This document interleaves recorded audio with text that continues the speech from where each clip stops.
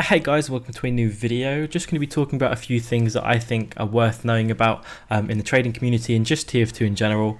This week they did update the Polar Pullover to have a new equip region, basically making it the second unusual all-class Misc. Obviously the virtual viewfinder got changed not too long ago and that shot up in price, but I wasn't even aware of this item. I didn't even know it was available in unusual, so maybe I'm just slacking on the trading front. But it did get sold for a Demon Flame team captain and an undisclosed amount of cash.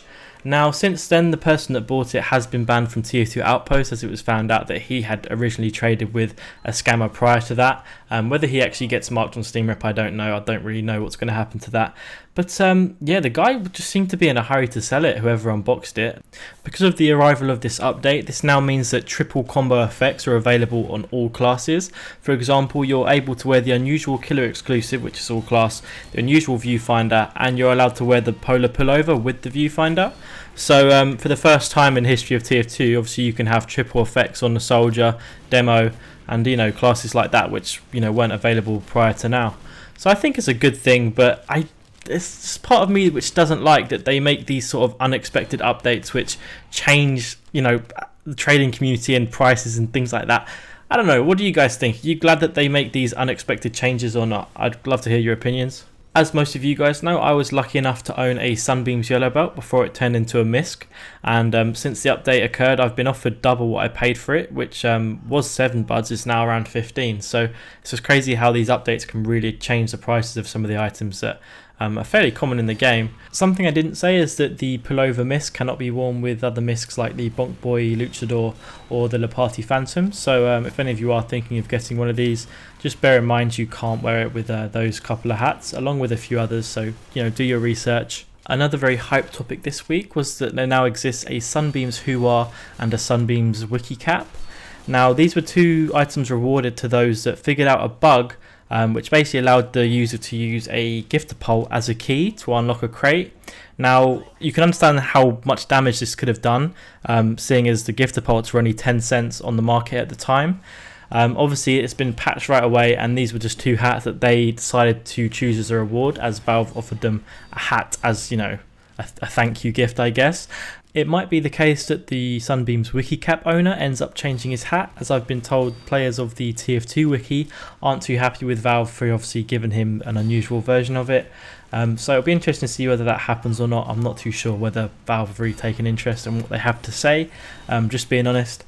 But instead of embarrassing myself trying to explain how they did it, I would instead leave a link to a thread in the description along with the video by the Unknown Venom, both of which explain it very well, far better than I could.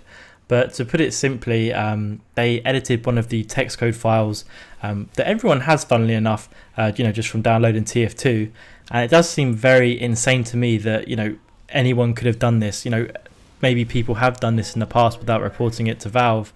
It makes sense to maybe buy a load of gifter poles, unbox a load of crates, deleting everything you get until you get an unusual, seeing as the keys would only be like 10 cents a piece.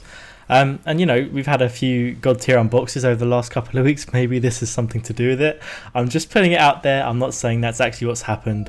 I'm not trying to start any riots in TF2, but it's a possibility. So this isn't the first time that Valve has rewarded someone with a unusual that submitted a bug or exploit, but the very first person I know of was a guy called Error, and he got the Sunbeams Cheater's Lament, a very fine hat choice if I don't say so myself.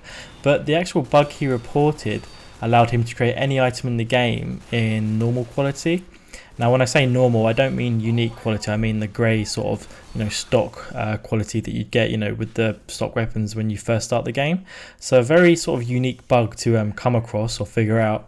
And I obviously would have really messed up the game and the trading economy, if you want to call it that. The second person in the history of TF2 that got a unusual from Valve for submitting a exploit or bug was Zemez, and he chose the Sunbeams Ebenezer.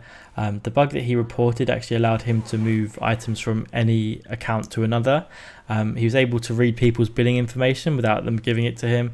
He was able to force people to accept friend requests or invite people to their friends. He was really able to do a lot of things with this bug, but obviously it got patched and he was rewarded, which was appropriate to say the least. He could have done a lot of damage with the bug that he figured out. But along with the Sunbeams Rookie Cap and Huwa that obviously got brought out this week, a fifth man did get an unusual from Valve, and he chose the Sunbeams Max's head. The bug that he figured out basically allowed him to use the new Stranger Fires and Killstreak kits from crates 84 and 83 on other items, meaning he could have Stranger Fired, any item, put a Killstreak on any sort of weapon of his choice, which really could have, done damage again to the trading community. All of these, bugs are more trading related. But I do hope you guys enjoyed this video. I would like to ask, what unusual would you choose if you had the chance? And I will be doing this Q&A video within the next day or two. I would have done it today, but obviously there's been a few things that have happened in TF2 this week that I thought I should make a video on first. And yeah, I will see you next time, guys. Thanks for watching.